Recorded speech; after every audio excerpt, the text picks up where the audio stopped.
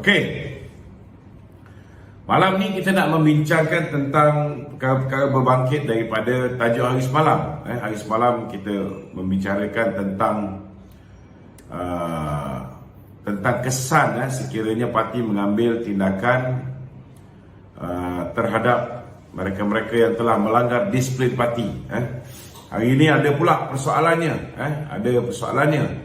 Kenapa perlu disegerakan tindakan disiplin ke atas mereka-mereka yang telah melanggar disiplin parti? Jadi malam ni kita nak jawab. Saudara, hari ini kita kena faham bahawa kita sedang berhadapan dengan pilihan raya umum yang ke-15. Cuma kita tak pasti sama ada pilihan raya umum yang ke-15 ini ianya akan diinitiate ataupun dimulakan oleh Perdana Menteri ataupun ianya akan dimulakan oleh Presiden UMNO. Kerana hari ini kuasa untuk menyebabkan pilihan raya itu berlaku ada pada tangan dua pihak. Pertama, di pihak Datuk Seri Ismail Sabri sebagai Perdana Menteri boleh pada bila-bila masa menghadap ke bawah Duli Yang Maha Mulia Seri Paduka Baginda Yang Tuan Agong untuk memohon supaya Parlimen dibubarkan.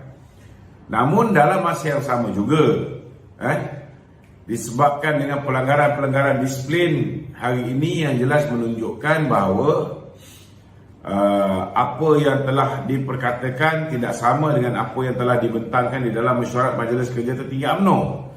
Dan ini membuka ruang sekali lagi selepas peluang tu ada sebelum ni untuk kita ambil tindakan kepada mereka yang enggan menarik diri daripada memberikan sokongan kepada Tan Sri Muhyiddin Yassin. Kali ini ada lagi satu kesalahan disiplin yang telah berlaku yang membolehkan tindakan diambil.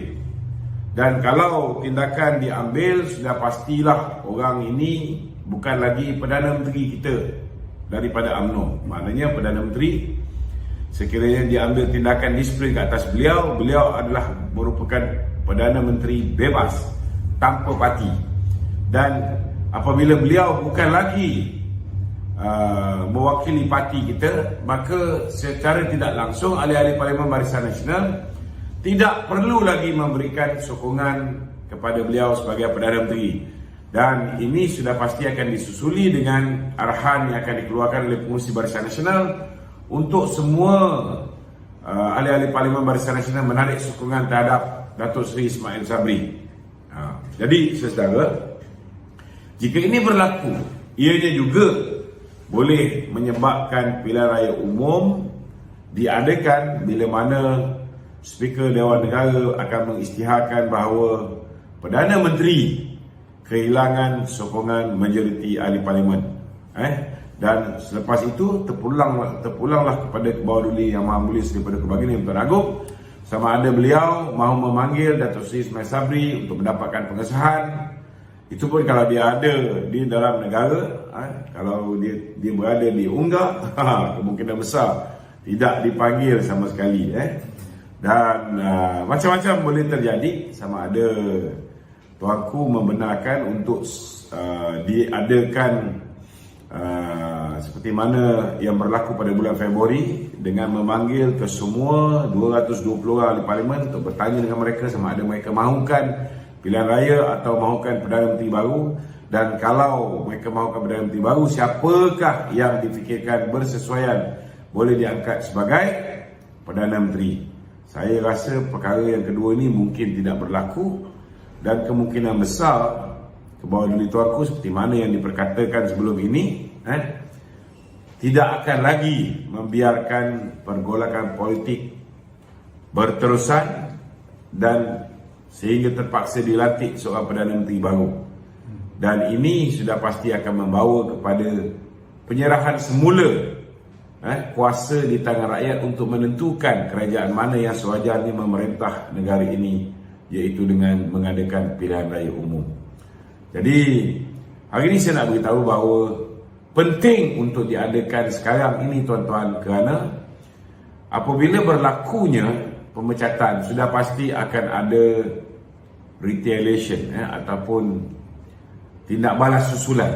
Sama ada tindak balas susulan ini berapa besar, sudah pasti kita tidak boleh menganggarkannya dengan tepat. Kalau dipikirkan dari segi logik akal, busuk-busuk Anwar Ibrahim yang cukup popular satu ketika dahulu, beliau juga hanya berjaya untuk menarik seorang ketua pemuda UMNO bahagian saja untuk meninggalkan UMNO dan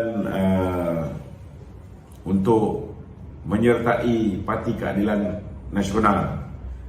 Begitu juga dengan pemecatan ataupun peninggalan Tun Dr. Mahathir yang telah mengambil keputusan meninggalkan UMNO, keluar daripada parti, juga tidak menyebabkan ada ketua-ketua UMNO bahagian ataupun pemuda UMNO bahagian atau wanita UMNO bahagian yang meninggalkan parti, kecuali beberapa kelompok di peringkat akaun umbi yang mengambil keputusan untuk bersama dengan Tun Dr. Mahathir menyertai parti baru, iaitu Bersatu.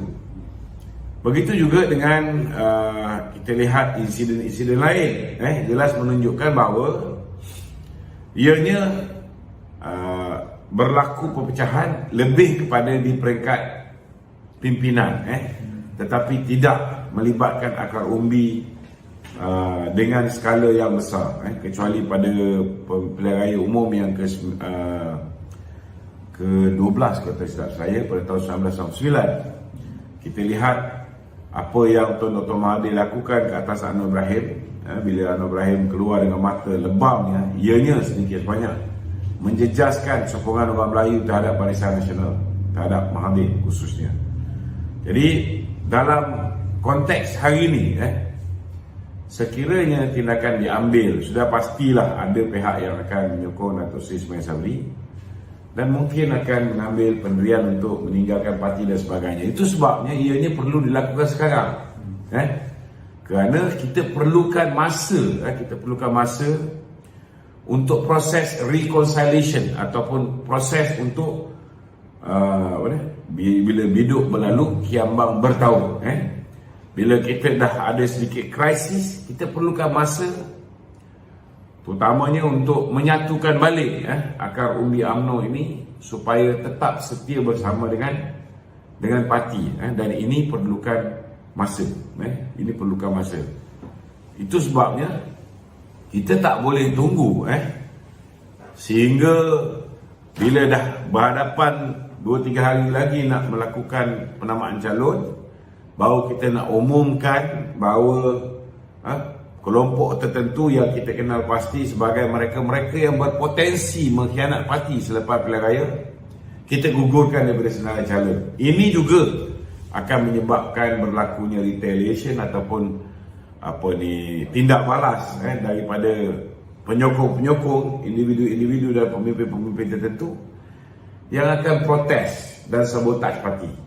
Jadi ianya akan berlaku di saat-saat genting, di saat-saat sepatutnya UMNO ini sudah bersatu dan sudah bersedia untuk berhadapan dengan pilihan raya. Jadi kita jangan tunggu sehingga keadaan dah jadi terlalu suntuk untuk kita menyatukan balik barisan kita. Kena buat sekarang supaya kita ada masa, kita ada masa yang cukup untuk berhadapan dengan masalah-masalah ini sekiranya ianya berlaku. Jadi malam ni kita nak bincang banyak isu-isu lain, dan tuan-tuan boleh juga menanyakan soalan, memberikan pandangan, dan soalan-soalan tuan-tuan boleh diajukan di talian 011 3595 4044. Kita boleh juga tuan-tuan boleh bertanya di ruangan komen Facebook page Luqman Nur Adam Official, YouTube channel Luqman Adam, ataupun di Instagram channel Luqman Nur Adam.